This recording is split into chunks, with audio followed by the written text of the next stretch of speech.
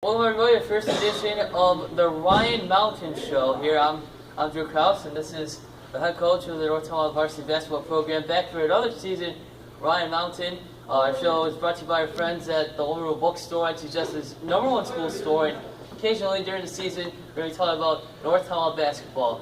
Standing right in front of the good old trophy case. The rest of the Wall of Fame will be up soon, but I mean, when you got a trophy case with guys like Gary Davis and Mike Maranto, coach, you can sort of feel the presence of greatness in this wall. We got Coach O'Brien as well, and Coach Ross down here. Woodard, ex-Lumberjack. The first thing is a Joe Kraus show, right? It's a Joe Kraus show. Let's start there. But if he's got to throw my name in, okay, I'll play along. Sounds good. This is gonna be fun. So before we gotta spin the tape a little bit to last season. Okay. NT with a 16-4 record, best finish in nearly 50 years, making this Class A finals for the first time since 1961. A very senior heavy team. But so, first of all, what were your overall thoughts about last season? Well, they were 17-5 down the stretch. That's what we finished, 17-5. But as far as the season goes, to be honest, we had a little bit of luck along the way. We didn't have any illnesses, no injuries till the very end. We were still able to play through those injuries and succeed. But just good old-fashioned hard work. It was really because we had internal leadership. You know, we like to have servant leaders. Whether you're the first man or the last, everyone leads. And that's what it was. It was a true group of servant leaders that did it for each other. And it all started, with the big three with Chris Woodard, Adam McNeil, Donovan Book.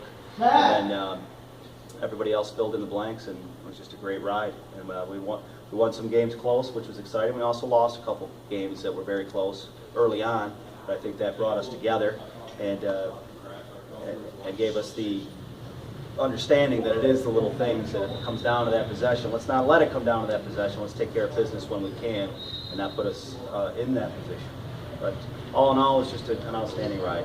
You mentioned about Chris Woodard and also Ryan Gilbert. You should get some mention as well. Very reliable at the point guard position, and as well as you mentioned, Adam McNeil and Donovan Book. Now, this team is going to be similar. You've been in this position before when you've had a senior group and then a bunch of younger guys, similar to your first season all the way back in 2010 and also in 2012 and 13 when Woodard and those guys were all sophomores. So with that being said, being in the same boat, what have you learned being through that process already? Well, the thing about high school basketball is every single team is different, every single year, and that's what makes it special. And now that's even going into the college ranks with so many guys going pro, that even the great coaches like Coach K and Coach Calipari, Coach Izzo, they've got so many guys coming in every year. They've got to adjust on the fly. So it's exciting. That's what makes you love the game from a leadership position. Is this is phenomenal. One of the special points, as every team is, but it's over. It's done with. It's in the past. We don't want to take ourselves down the stretch 4 months into the season this year. All we can really do is just focus on the present moment and what we can do in the here and the now to take care of that later on. So that's just the same philosophy as I've always had as a coach, and hopefully our teams have, is just focus the mind on the present moment. You've been preparing with this team, not just in the past 3 weeks, but basically since the final buzzer in March. You guys had a great summer league run out in Buffalo over the summer. What has been the message to the team so far? And we haven't even tipped off the game, about 24 hours away until Tonawanda. What have you been telling the team so far? Well, it's team's the most important thing in basketball, and that's what we have to understand now. But basically, with this new group, just to try and mature, as far as practice goes, you have to practice, plan, and prepare like you just lost your last game, and we did. And it was an excellent off season, really beneficial that we were able to work together. Guys got to know myself a little bit better, and I got to know them, obviously. But we had a great run. We started playing very, very good basketball down the stretch. And then we lost our last game going into the off-season in the Canisius team camp. And I think that brought us down to, grounded us a little bit and realized where we have to go. So a lot of the guys took it upon themselves to even improve, since late August. So it's just constant improvement and making people better around you. Well, let's talk about a couple of the guys, because that's the main reason why they're probably tuning into this. Starting with Trevor Bullock, a sophomore, averaged 12 points per game as a freshman, by the way, shooting 60% from behind the arc. What should Jacks fans expect from him? What have you seen from him? Is it exciting to bring in a younger guy to rebuild the program? Well, Trevor was brought up to the varsity in the playoff run last year, and we prepared him that week in case we needed to use him, which I still believe we could have in that game. You know, we didn't use him. The game sort of got away from us in the third quarter, but we had full confidence in him to come in because of his ability to score the basketball and shoot the basketball. He's a natural scorer. He comes from a basketball family.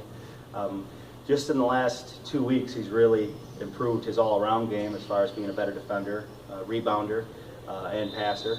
He's getting a better understanding of what's a good shot and what's a bad shot. So, like all players that are just coming into their first year of varsity, it's going to be a process, but we're fully confident Trevor's going to take the challenge, and people from NT can expect greatness. Zach Ward, also another name, the brother of Chris. He was bothered by a hip injury since the start of football, since week 2 of the football season. Something to keep an eye on as we get going. But when he's healthy, he's been able to dominate 7 points and 7 boards a game, along with 3 steals and 5 assists. So he's an all-around guy. What have you liked from Zach so far? Well, the first thing that comes to mind is Zach knows where he's going with the ball before it gets into his hands, and that makes the team better. You want to be thinking, you know, where am I going with the ball? He has a great understanding just with proper spacing, angles, you know, reading momentum, and if you got a guy out there on the floor, it's going to make everything else work that much better. But other than that, you know, he's still a little banged up with the injury, so I think he's still, you know, a long ways away of where we're going to see his peak. The guy I'm excited to see, though, Coach, is Pat Milbrand. He was able to stretch the defense a lot on JV, and we'll talk about the rest of the team in just a moment, because it was a big reason of why the JV team was successful last year. But Pat Milbrand, 10 points per game, also 4 boards.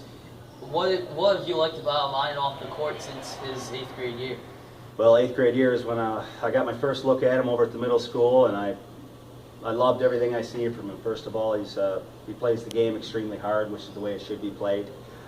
He also is an outstanding offensive rebounder. You know, we say every pass is a shot. So Pat knows if he's weak side, he's going to clean that board, and he's going to clean it up. He's got a nice first step on his drive, good, nice mid-range shot. The guys really believe in him, and we're going to need all that effort and energy. And once again, on a great team, you want everyone doing the dirty work, and Pat will be right there doing it before everybody else, and that's a great thing. And those are just 3 of the main juniors on this team. Like we mentioned earlier in the show, 9 juniors.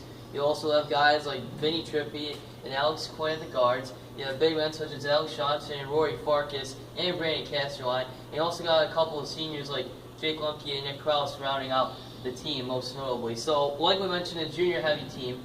Last year, the JVers went 15-3, but the other teams, their underclassmen, were already getting varsity experience. So do you think it's going to be a little bit of a hurry-up motion for you guys to start off the season, or do you think you'll be okay?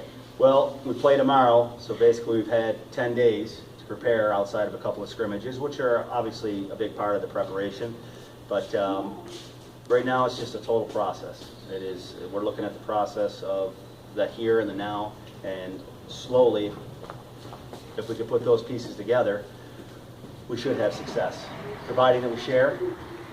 Okay, and we talked about today about sharing and how much more fun the game of basketball is. All right, when that ball's coming around, and how much better you get a feeling when everyone's getting a piece of the action. We believe that's the way the game's played. But like anything, defense is the heart of the program, and until we can learn to defend better, we're not going to get there. So our defense definitely needs improvement right now, and if we can get that far, we're halfway home. A couple of last questions here. A question that we want to hear from the fans. Tweet to me at the ProFNT. You can use the hashtag AskCoach. So the one question that we wanted to ask you was, what's the hardest part about being a coach? There's nothing hard about being a coach. It's the best job there is. I wouldn't want to be doing anything else. Love our players, love our program. Very proud and humbled to have this opportunity. So the hardest part is saying goodbye to the seniors when they leave. But what's great is we're able to carry on many great relationships. So there's nothing hard about it. You got to love the game, and I think the hardest part will be when I don't coach anymore. So.